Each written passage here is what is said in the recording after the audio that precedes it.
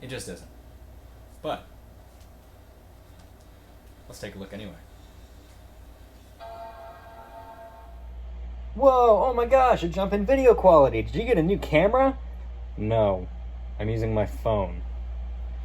This stupid thing has had 2 sets of batteries down on me. This potato, which is almost older than I am, most certainly not. I'm sure it's not over 25 years old. I'm 25. I hope it's not older than me, because that would suck. Continues to die. I need a better camera, because AA batteries suck. So anyways, here we have a 2007 MacBook with a 2 GHz Intel Core 2 Duo. Finally, I can say that name right without stuttering every syllable. We've got 4 gigabytes of 667 megahertz DDR2 RAM, which is important because I upgraded it from the standard 2 gigabytes that I kind of hobbled together. Why do I say I hobbled it together? I'll show you. I hobbled it together from this. This is a literal pile of 2007 MacBooks. That's where this beautiful machine has come from. So this is another online find, not eBay, but Letgo, and also not OfferUp, also not a sponsor. So I took a gamble here. A few months ago, I was like, well, that's 6 of them for $70. How can you go wrong there? The seller had said that they were all in working order and all had hard drives, all had battery issues, was basically the main thing. So I was like, alright, whatever. So I met the guy at McDonald's, and sadly the McDonald's didn't have a power outlet for me to test these things. So, much like with the 2011 MacBook Pro, which ended up being a real treasure for the price I paid for it, I said, you know what? I'll trust your judgment. I'll buy these things. So I paid the man and I left on the way. I went down to a Starbucks down the road, plugged into one of their outlets after buying a drink, and I began to look like an idiot. It was actually really funny. I was plugging each of these in, taking them out of the like grocery plastic bags that they were in for some reason, and making sure they all worked. I'm sure it looked really, really funny to anyone who was in the coffee shop when I was doing that, because I was just pulling out a computer, plugging it in, turning it on, making sure it worked, closing it after shutting it down, and going to the next one. The main reason these were being sold so cheap, again, was battery issues. Every single one of them had a bloated battery, and I'm like, I'm not even kidding, they were bloaty boys. They were really bad. So bad, in fact, that I actually got them home, and I threw the batteries out as fast as I could. I could have disassembled them and kept like the casings as a little thing. I think I have one left that wasn't so bad, but it would not hold a charge. But I threw the batteries out as soon as I could and just said, screw it. I'm just going to use MagSafe. The charger works fine. It powers up without the battery, whatever. So, fast forward to a couple weeks later, I buy a battery for this honkin' chonkin' pile of fun here. Let me actually get these out of the way so we can get back to the main machine. It's like 45 pounds of computers. That's fun. There's my workout for the week. So, as I was saying, I did put a battery in this. It is the cheapest, crappest, like $20 battery I could find on Amazon. It does, however, have a light indicator, which is kind of nice. I don't recommend buying cheap batteries. I've learned my lesson. This thing barely lasts 2 hours off Wi-Fi. On Wi-Fi, it's like an hour if I'm lucky. I bought this battery a couple months ago, and it's already screaming in macOS at me to service the battery, much like it was when I originally bought the thing. It's at 70% health already, which is just god-awful. It's horrible. It's only got 23 cycles, which is hilarious, and its maximum charge is 4,400 milliamp hours, but it doesn't do that, like, at all. It just won't. I bought this thing, the battery, for $20, which is, in retrospect, like twice as much as I paid for the computer itself, because I think 70 divided by 6 is something like 11.2 something, if I am doing my math right. Probably not. And I paid like double for the battery itself. But then I paid quadruple for the RAM. Yes, that's right. So I hobbled together 2 gigabytes of 1 gigabyte sticks into this thing originally, and then I had bought 4 gigabytes of DDR2 RAM from Fry's Electronics, which I'm actually surprised they still had it. Inserted that, and then I got an SSD, which was a 128 gigabyte, what was it? Not SanDisk, because that's what I currently have. I think it was like an ADATA or something like that. Something really cheap. It was like $20 for a 128, and I couldn't carry any less. That, however, is no longer in here. That hard drive is in the big Chungus iMac.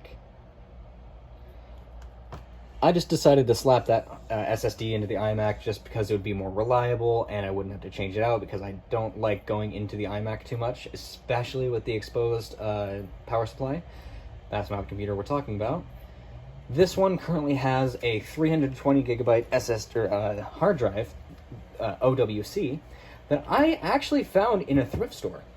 Yes, that's right. I found a hard drive in a thrift store, and they didn't have any idea that it had anything on it. I'm not going to reveal any personal details. I've since wiped it a couple times because I've had it used for various things. But it was really funny that I bought a 320 gigabyte hard drive from OWC in a glass case from a thrift store for $8. That day, I believe I also bought a couple of iPods from a couple of Goodwills. If you kind of can't tell by the picture on my channel, I like iPods. I really love them. This actually is the computer. I'll tell a little story here. This is the computer that got me into Macs. Never owned a Mac prior. I actually kind of despised Apple for a little bit. You know how you get, you're a teenager, the only product you really have from Apple is an iPod 4th gen, and then you get like an iPod Nano 5th gen because your parents bought it for you, and it's great, and it's lovely, and then you trade it for an iPod Touch, and then the iPod Touch breaks, and you get really sad, and then you're like, oh, and then you have these crappy phones for a while, and then, out of nowhere, one of your parents gets you an iPhone 4 when it comes out. Hallelujah! iPhone? What's that? So you use it for a while, and I'll be honest, I really loved the iPhone 4 until I hated the iPhone 4. And what I basically mean by that is I loved the iPhone 4 until I had a bad experience with it, and then I just hated it. I became an absolute staunch Apple hater. Just nothing they could do or say would make me like them. Nothing they could put out would impress me at the time. I quickly developed an affinity for Linux. Screw Apple, screw Microsoft, everything sucks, Linux is the best, blah, blah, blah, blah. Then I started coming around after I bought this beastie here. It came pre-installed with Snow Leopard, so I upgraded it to Lion, which is the absolute highest that I can get it to. There are no patchers at the moment that'll work for getting it to a later system, that I'm aware of. I'm trying to figure that out, because that'd be really cool if I could get something newer on that, but that's not the point. Working with macOS and seeing that things were very similar in some ways to my experiences with Linux really reignited the original love that I had, because it reminded me of a time when I would mess around with my iPod 4th gen with the hard drive, and I could change out the hard drive. I could change things on it. I could change the interface if I wanted to add a custom firmware and blah blah, and I can do those kind of things with this computer, and that's what made me kind of realize that macOS ain't bad, mate. macOS ain't bad. Then began the quest for the collection, which I currently have like 30 iPods, 6 MacBook 2007s, a MacBook Pro 11, or 15-inch 2011, the iMac, and a couple keyboards, an iPad keyboard, and then the brand new computer, the 2020 MacBook Pro 13-inch base model, which I've loved. I've had it for all of 2 days now. I haven't had really a good chance to use it, but holy cow, am I in love with it. So let's get back to this. What can this do? What does it have to offer? Well, for one thing, it's got infrared. I can adjust the volume. I miss that sound. It's got an infrared sensor. It's got an LED indicator down at the bottom telling you sleep, wake. It's got MagSafe, Ethernet, mini display. Almost forgot the name of that again because I'm terrible. FireWire 400, 2 USB type A, USB 2.0. God, why did I not get that right? That's the most basic thing ever. We've got audio in, audio out, Kensington lock. To be honest, I don't understand the whole thing behind Kensington locks because, like, yeah, it's a metal thing, but is it like connected to the motherboard or is it connected to the frame? And if it's connected to the frame, isn't it just gonna like break off? I've never understood that. We've got the crappy El Cheapo battery, the battery release mechanism, because this does in fact remove easily. You have the hard drive slot right there. You've got the slots for the RAM behind the battery right about here. We've got 2 rear firing speakers, which is kind of odd, but it makes sense. When you open the computer up, the speakers actually fire at the bezel of the display and bounce the sound back at you, which is kind of nice. It makes it a little bit more theatrical, a little bit better. That's the only thing I can say good about these speakers. They're not very good at all. They're showing their age. They're not great. The cooling on this is pretty decent. It basically, the entire hinge behind there is a cooling vent. It has 1 fan. Wait, 1 fan? 2 fans? I think it has 1 fan for exhaust, and that's it. I did reapply the thermal compound onto this after I replaced the RAM, did the SSD before I put it in the iMac. And it runs really well. It runs really cool, but I still have max fan control, and I have this thing ramped up to full blast just to make sure it's going to stay cool. Because I wouldn't want that to, like, fry this thing. I have 5 others, but I don't want to have to use them. So what can this do? Not a lot. Not gonna lie. If you have a bunch of older macOS programs that will work with Lion and under, you're probably safe. iMovie will not work unless you have the iLife suite from 2007, if that's even a thing. I don't know that far back in Apple's history in that particular area. You can use it as a music player. It plays DVDs really well, so if you want to have something really cheap to play DVDs on kind of a crappy screen, not a bad idea. Just make sure, again, don't buy cheap batteries. Actually spend a little bit of money on batteries if you're going to get them, because it's just not worth it. As you can probably see, I do have Google Chrome installed. This is not a new version of Google Chrome. This is an older version built for Lion. It is licensed by Google, and it is supplied by them, but no security. I cannot stress that enough. If you're gonna get one of these and you decide to install Chrome, because Safari, as far as I can tell, is just absolutely useless in its current form on this old machine, because it does not update to the latest. It cannot update to the latest. Safari cannot do any video playback, especially on YouTube, but Google Chrome can. And when I say it can, I mean It can. So here is the piece de resistance.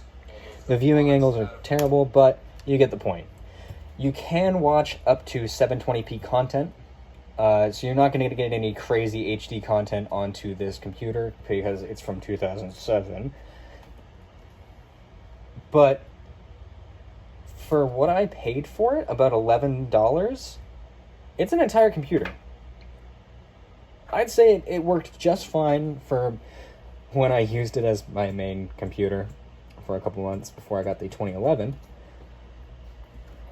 We've got the webcam.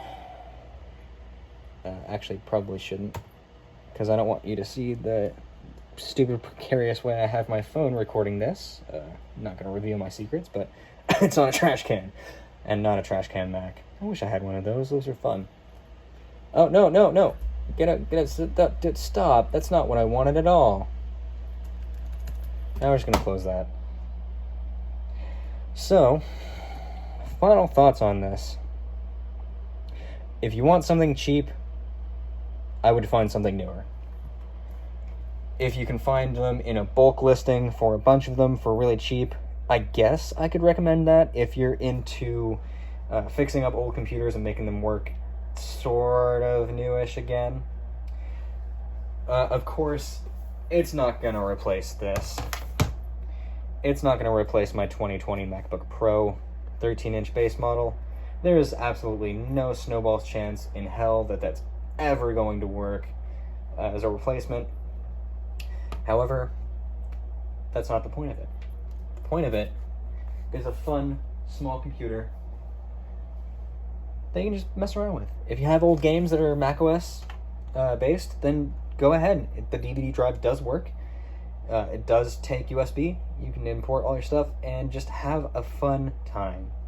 That's what this is. This computer in its current state is just for fun. That's all I really have to say. Thanks for watching. If you enjoyed, please leave a like. If not, you can leave a dislike. That's fine. I really don't... It doesn't matter either way. If you didn't like it, you didn't like it. Well, if you'd like to subscribe, please do go ahead and do so. If you'd like to leave a comment, please do. Actually, I've got a prompt for you all. What was your first MacBook? I know I had that in the description of my last video, but let's have a conversation. Let's actually talk about it. Because I know mine was this one. If you guys had the 2007 as your first, I'd like to hear about it. But if not, what was your first? And what did you do on it? That's all I have to really talk about today. Thanks for watching. See you next time. Bye.